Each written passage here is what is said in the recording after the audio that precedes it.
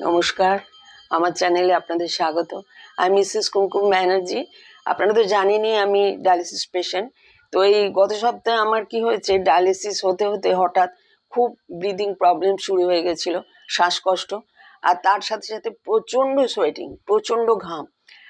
ওই রুমের মধ্যে 4খানা এসি, বোধহয় 8-10টা ফ্যান চলছে, কিন্তু আমার কিছুতেই আমার কন্ট্রোল হচ্ছে না।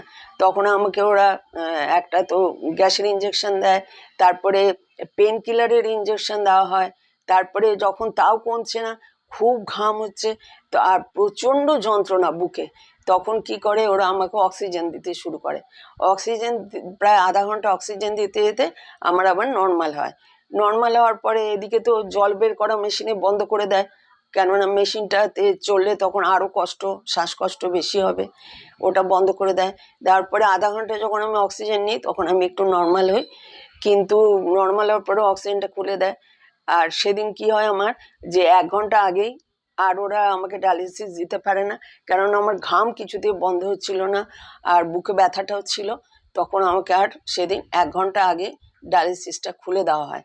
খুলে দেওয়ার পরে আমাকে একটু বিশ্রাম করতে বলা হয়, আমি শুয়ে থাকি খানিকক্ষণ, তারপরে ধীরে ধীরে নর্মাল হয়ে যায়। তো সেদিন আমার জলটা কম জমেছিল, তাই 2 লিটার মতন, তো ওরা ওই 1 লিটার মতন বের করতে পেরেছে, আর বের করা যায়নি, ওটা আউট হয়নি।